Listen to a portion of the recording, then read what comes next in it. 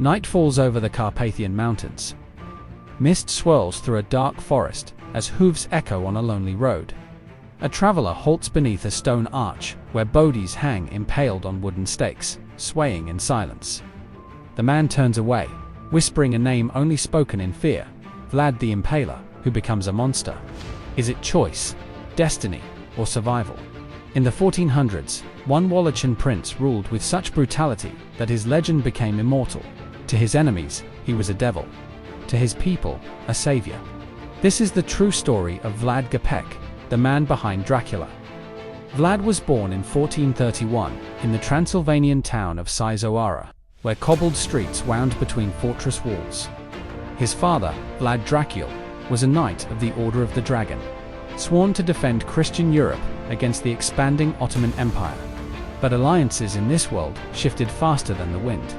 At only 11 years old, Vlad and his younger brother Radu were taken as hostages by the Ottomans to guarantee their father's loyalty.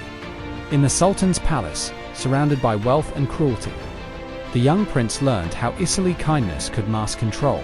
He studied language, strategy, and punishment. He also learned betrayal. He would never forget it. When he returned home years later, Wallachia was chaos. His father and older brother had been murdered by rival nobles. His homeland had become a battlefield between Hungary and the Ottomans, each pulling the strings of would-be rulers. Vlad's first attempt at power came in 1448, with Ottoman backing, but he lasted barely 2 months before being overthrown. He spent the next years exiled and wandering between courts, watching, planning, waiting. By 1456, with Hungarian support, he struck again. He faced his rival Vladislav in single combat, killed him, and reclaimed his father's throne. The boy hostage was now a ruler, and he ruled through fear. He began by purging the boyars, the treacherous nobles who had killed his family. He invited hundreds to a feast, then had them impaled or forced into hard labor until death. To his subjects, this was brutal justice. To his enemies, it was madness. But Vlad saw it differently. Terror was control. Reports from the time describe forests filled with impaled corpses, lining the roads for miles.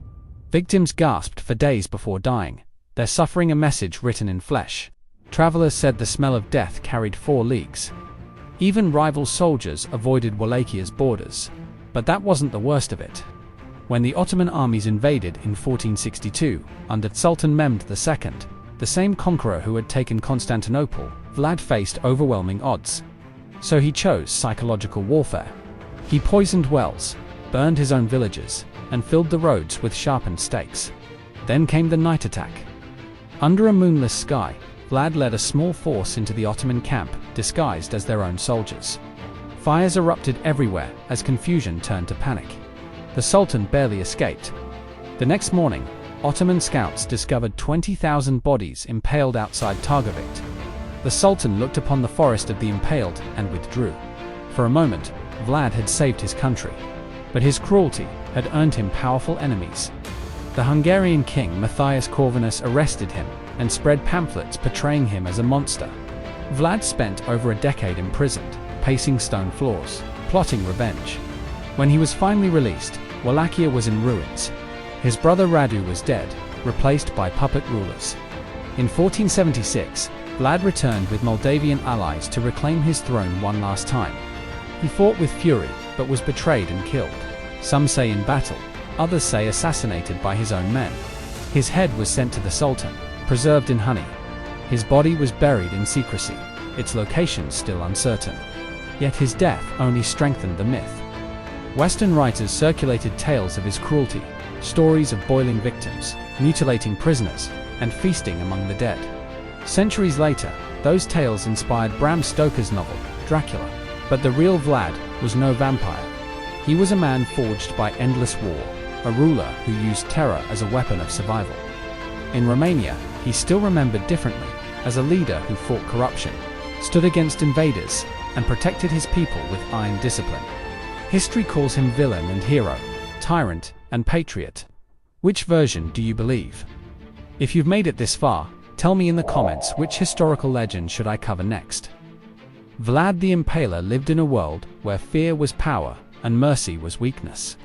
His reign ended in blood, but his story endures as a mirror to our own. Even today, people rise to power by controlling fear, not with stakes and swords, but with influence and perception. How far would we go today for power? That's a question only history and time can answer.